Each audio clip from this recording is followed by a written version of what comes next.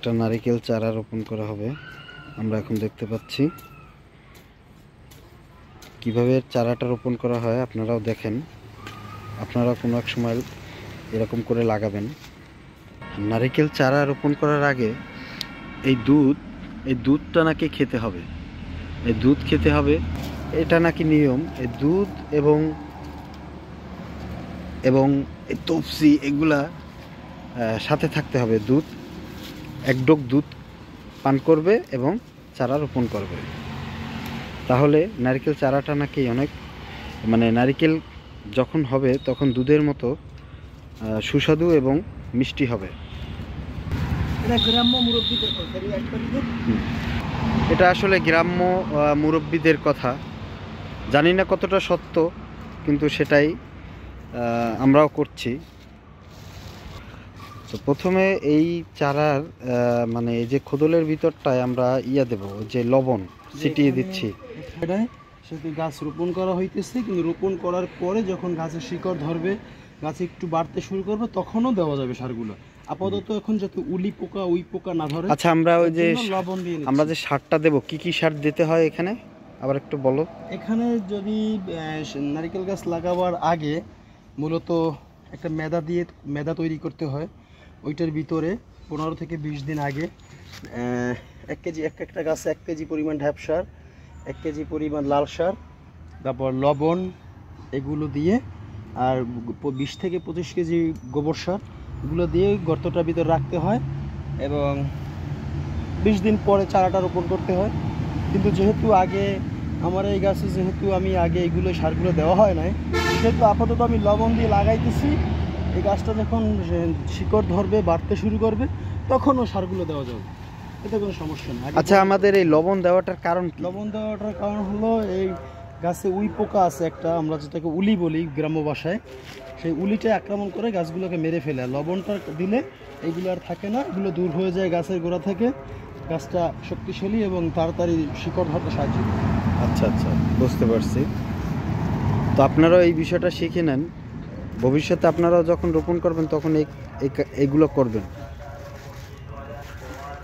গাছ পরিবেশের ভারসাম্য রক্ষা করে, কিন্তু হ্যাঁ, পরিবেশের ভারসাম্য রক্ষা করে, আপনার দেশের একটা চাহিদা মিটায়। এবং নারিকেল হচ্ছে খুবই লাভজনক। এবং নারিকেলের যে আমরা ডাবের যে পানিটা খাই, এই পানিটা ঢাকায় দেখা যায় যে অনেক টাকায় বিক্রি করে।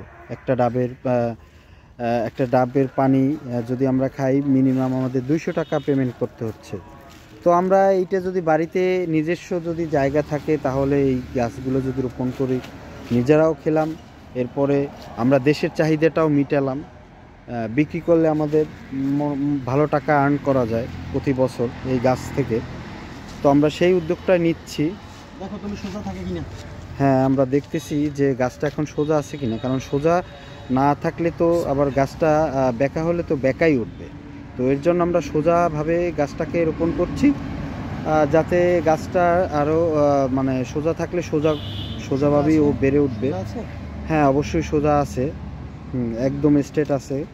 আমরা দেখছি গাছটা সুন্দর করে রোপণ করা হচ্ছে। এই গাছটা মিনিমাম 3-4 বছরের ভিতরে, যদি সর্বোচ্চ 8 বছরে না বেড়ে ওঠা, 3-4 বছরের ভিতরে বেড়ে উঠবে এবং 7 থেকে 8 বছরের ভিতরে সে নারকেল ফল দিতে পারবে।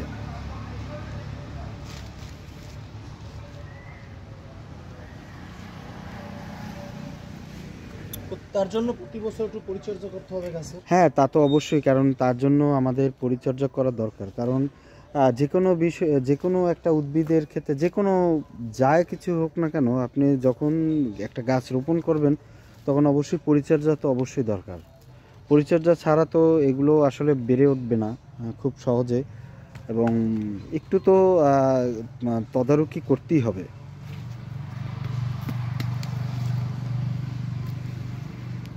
আমরা দেখতে পাচ্ছি যে এখন মাটি দেওয়া হচ্ছে।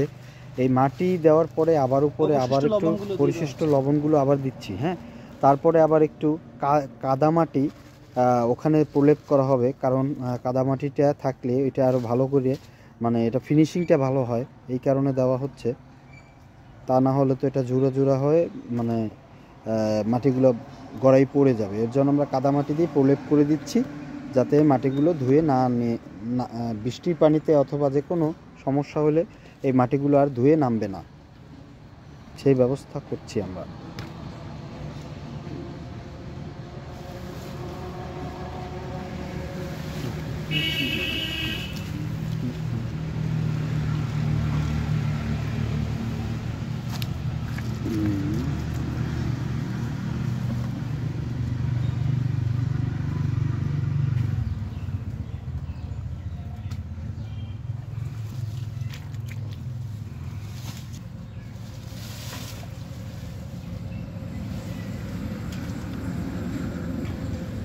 এবং এই নরম কাদামাটিতে গাছের গোড়াটা নরম ও ঠান্ডা থাকে। এই নরম মাটিটা আসলে গাছের গোড়া এবং গাছটাকে ঠান্ডা রাখার জন্য এটা এইরকমের দেওয়া হচ্ছে। এটা উপকারিতা অবশ্যই আছে এবং মিনিমাম এটা আসলে এটা আমরা জানতে চাচ্ছি যে এটা সার দেওয়া হবে কবে থেকে? এটা সম্ভবত শিকড়টা একটু ধরার পর, যেহেতু আগে দেওয়া হয় নাই, কিছুদিন শিকড় ধরার পরেই সার দেওয়া যায়, সমস্যা।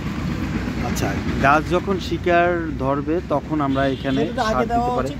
আগে দেওয়া উচিত, আমরা সারটা নিয়ে আসি না তো।